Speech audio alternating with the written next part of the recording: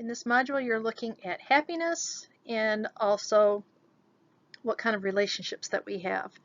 And this section is going to be just a brief overview of the first part one of healthy relationships.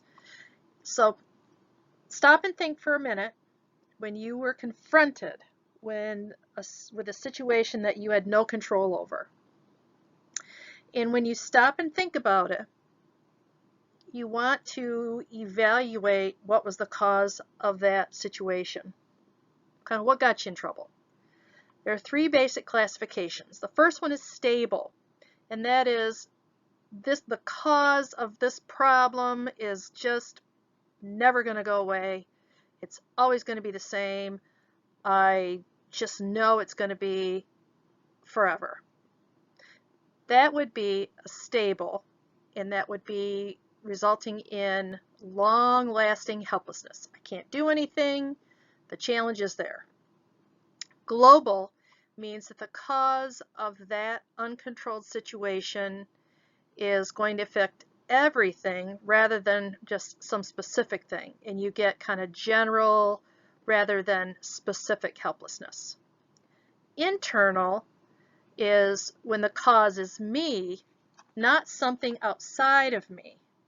And this can result in helplessness and feeling really badly about themselves. People that have stable or internal causes as your first gut reaction, they're at risk for internal helplessness. So it's never going to change, or I'm the problem, I'm always the problem, it's never going to get better. Why I bring that up is because that has to do with learned helplessness. And learned helplessness is part of what a couple psychologists studied, and they looked at this, developed this positive psychology field. And what they identified is that people can learn to be helpless, and that means that I can't change anything. I'm never going to be successful. I'm never going to be able to do A, B, or C. And it's usually because of a failure. It's not often because a person's not competent, but it's because a person doesn't believe that they have any control over the situation. So I want to think about if you've ever told yourself, I'm no good at math, I'm no good at writing, I just will never understand statistics. It's often just because of bad previous experiences. It's not something, it doesn't mean that you're not capable, right? It's a perception.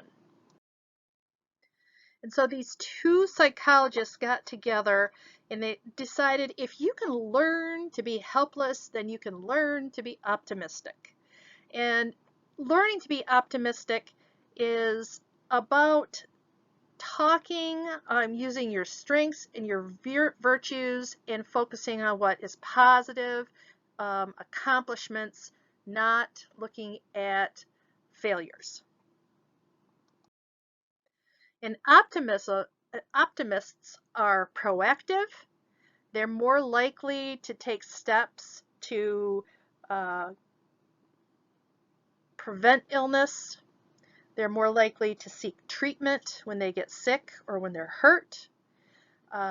They do things that help them to avoid bad experiences whenever possible. They are more motivated to deal with problems. And optimists also tend to cultivate friendships, good relationships, and pessimists tend to withdraw and isolate themselves. And what the psychologists emphasize is that optimists are unfazed by defeat. When they're confronted by a bad situation, they say, that is a challenge, I'm going to try it again. Okay, so it's perceiving challenges, not failure, right? So this has to do with behavior change. I want you to start thinking about the behavior change.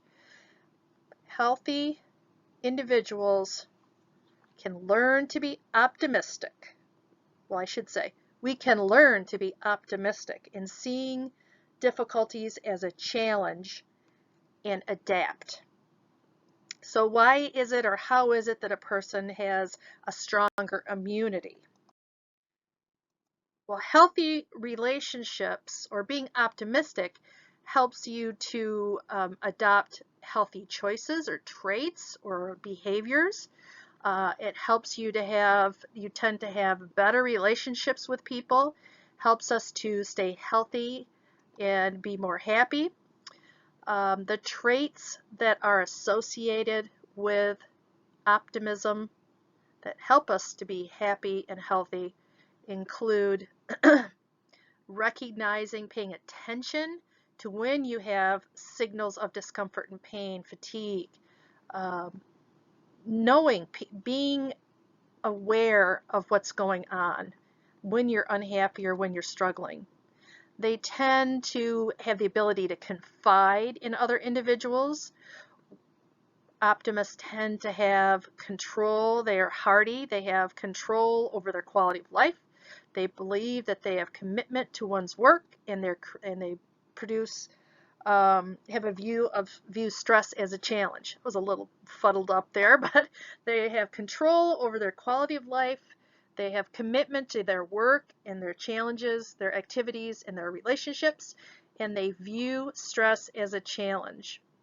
Okay, so that's being hardy. Individuals that are optimists are assertive, and they assert their feelings. They are not abrasive, but they're assertive. They assert what they need. They don't fall back. They speak up for themselves in an assertive manner. They are strongly motivated to form relationships based on unconditional love, and that's affiliative trust. So their relationships are unconditional. And they're also involved in healthy helping. There's a commitment for an optimist to reach out and help others. And they also explore their own complex personality features. And this is how you helps to maintain health and promote happiness. Those are some of the features. So think about where you are in that list. When you have these traits, you're what's referred to having an immune power personality. And so those 7 components, I'm not going to say you have to have all 7, but developing those components are going to give you an immune power personality. Besides being optimistic, having a positive outlook means that you have emotional resilience that allows you to have good communication skills. You care, you have empathy, not sympathy. You care for someone else. You don't feel sorry for them, but you can put yourself in their shoes.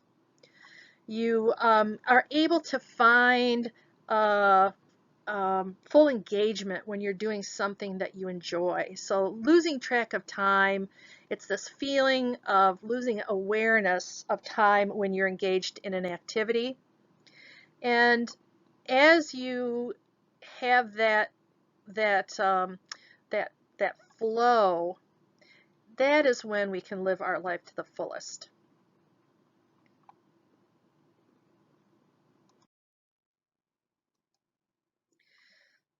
So consider, do you worry about being unhealthy?